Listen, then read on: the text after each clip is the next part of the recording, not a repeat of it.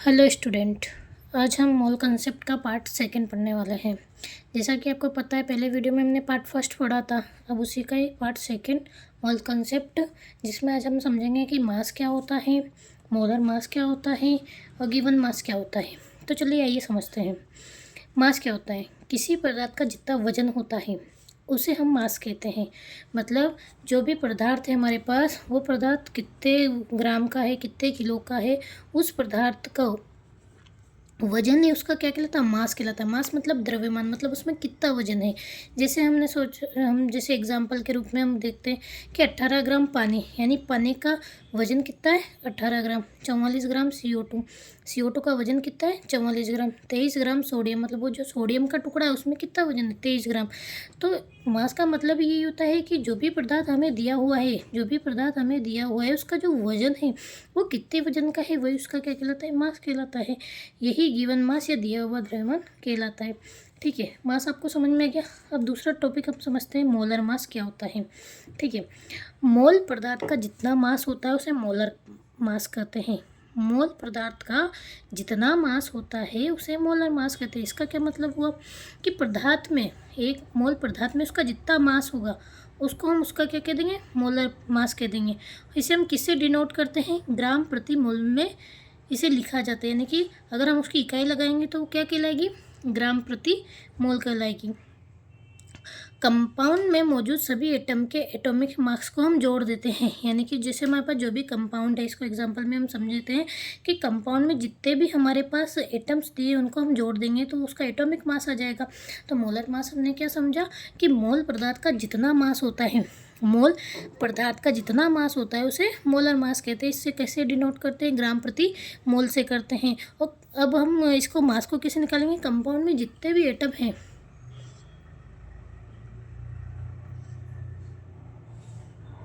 Compound में जितने भी हमारे पास एटम हैं उसको हम जोड़ देंगे तो उसका एटॉमिक मास आ जाएगा। ठीक है, जैसे एग्जांपल में हम समझते हैं H2O। H2O समझा हम, इसमें कितने एटम है? H और O, यानी एक ही हो गया, दो ही हो गया, तीन ही हो गया। यानी कितने एटम हो गए हमारे पास टोटल? कितने एटम हो गए हमारे पास? 3 एटम हो गए। ठीक है, अब इन तीनों एटम का हम एटॉमिक मास निकालते हैं कि H का पीरियोडिक टेबल तो आप जानते होंगे। पीरियोडिक टेबल में H का एटॉमिक मास कितना होता है? 1। O का कितना होता है? 16। ठीक है, अब इन जितने भी एटॉमिक मास है, जितने भी एटम्स हैं, उन सबको हम जोड़ देंगे तो मोलर मास कैसे निकल के आएगा? ये H2O में H के कितने परमाणु है? 2 परमाणु। इसका मास कितना है हमारे पास? 1। तो 2 × 1 प्लस करेंगे, जोड़ेंगे तो प्लस कर देंगे। और ऑक्सीजन का हमारे पास कितना है? 16। तो सबको मिला के हमारे पास कितना आ गया? 18। तो इसका क्या हो जाएगा? मोलर में 18 ग्राम प्रति मोल। मतलब एक मोल पानी में कितने हैं? 18 ग्राम H2O के अणु है। ठीक है, ये समझ में आया आपको? हमने क्या करा, हम कैसे मोलर मास को निकालेंगे? हमें पास जितने भी हमारे पास एटम होंगे उन सबको जोड़ लेंगे, उसका एटॉमिक मास जोड़ लेंगे, जो हमारे पास आएगा वो उसका क्या कहलाएगा? मोलर मास कहलाएगा। हम दूसरे एग्जाम्पल से फिर समझते हैं। Example number 2, CO2। ठीक है, CO2 में कितने परमाणु हैं? एक परमाणु ये है, एक, दो इसमें है, कितने? एक कार्बन का, एक ऑक्सीजन का, एक ऑक्सीजन का। कितने हो गए? 1 2 3, टोटल कितने एटम होंगे हमारे पास? 3 एटम होंगे। कार्बन का पीरियोडिक टेबल में कितना होता है एटॉमिक मास? 12। ऑक्सीजन का हम जानते हैं 16। सबको जोड़ दो मोलर मास में तो 12 इसका प्लस, अभी ऑक्सीजन के 2 कैसे आए कि ऑक्सीजन कितने हैं? 2 बार है तो 2 × 16, टोटल करा तो इनका कितना आ गया?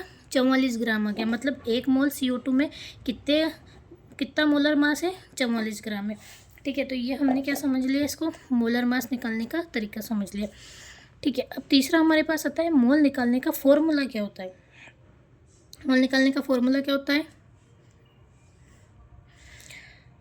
मोल is equal to given mass divide by molar mass. हमें पास जितना मास दिया रखा होगा वो, और डिवाइड में हम क्या कर देंगे, जो भी हमने जितने भी एटम का जिसे इनका निकाला तो ये मोलर मास आ जाएगा। याद रखने का तरीका हम क्या कह सकते हैं? इसको याद रखने का तरीका हम क्या कह सकते हैं कि mole is equal to given mass divide by molar mass. जितना दिया हुआ मास है उसे एक मोल के वजन से हम भाग दे देंगे। एग्जाम्पल से हम इसको समझते हैं, जैसे कि 36 ग्राम पानी में कितने मोल से? 36 ग्राम पानी में कितने मोल से? तो गिवन मास कितना दे रखा है हमारे पास? 36। मास हमने द्रव्यमान क्या बोला कि जितना उसका वजन होगा वो मास कहलाएगा। तो 36 ग्राम हमें दे रखा है इसका पानी का। मोलर मास हमने कैसे निकाला था? हमने निकाला था मोलर मास कैसे निकाला था? हमने निकाला था H2O का। कैसे निकाला था कि 2 × 1 + 16 तो कितना हुआ था? 18 हुआ था, 18 ग्राम। वही 18 ग्राम ये आ गया, ये मोलर मास निकल गया। मोल का हमने फॉर्मूला देख रखा है, क्या होता है मोल का formula? Given mass divide by molar मास। तो 36/18, तो हमारे पास कितने मोल आ गए? 2 मोल्स आ गए। ठीक है, ये समझ में आया आपको? उसके बाद हमारे पास दूसरा एग्जाम्पल लेते हैं। इस एग्जाम्पल से समझते हैं कि 22 ग्राम CO2 में कितने मोल्स हैं। 22 ग्राम CO2 में हमारे पास कितने मोल्स हैं? गिवन मास कितना है? 22 ग्राम। मास हमने बोल ही दिया। इसमें कितना है? CO2 का वजन कितना है? 22 है, तो हमारे पास ये 22 आ गया। मोलर मास हमने निकाला ही था, CO2 का कैसे निकाला था? इसका कितना था? एटॉमिक मास 12 प्लस ये 2 × इसका 16, कितना आ गया था हमारे पास? 12 + 18 = 16 2 32, तो कितना आ गया था हमारे पास? 44 ग्राम। तो ये 44 का मोलर मास हो गया।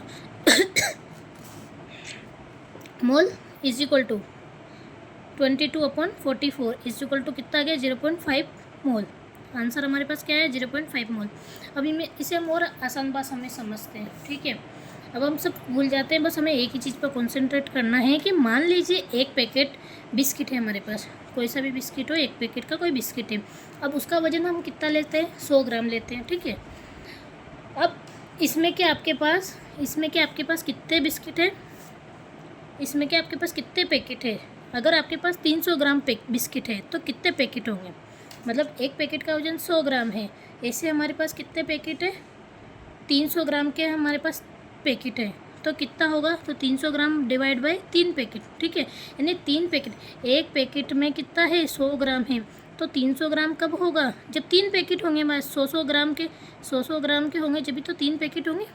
ठीक है, तो इस तरह से यानी गिवन मास आपके पास कितना पदार्थ है? मोलर मास, एक मोल का वजन, और मास डिवाइड बाय मोलर मास = क्या हो गया हमारे पास? मोल। यही मोल कॉन्सेप्ट का क्या होता है? सबसे महत्वपूर्ण नियम होता है। इसी को ही हमें मानना है कि बस यह हमको क्या याद रखना है? मोल का फॉर्मूला क्या लिखना है? मास, गिवन मास जो मास दे रखा है, अपन मोलर मास, तो हमारे पास क्या निकल जाएगा? मोलर मास निकल जाएगा। ये आपको सबसे आसान भाषा में मैंने आपको समझाया मोल कॉन्सेप्ट। अगर आप और कौन सा टॉपिक जो समझना चाहते हैं मुझे बताइए कमेंट में। मेरे चैनल को सब्सक्राइब कीजिए, लाइक कीजिए, कमेंट करिए, और आपको कोई भी दिक्कत आती है मुझे कमेंट करके बताइए, तो मैं इसे और अच्छी आसान भाषा में इसको मैं समझाऊँगी। Thank you for this watching.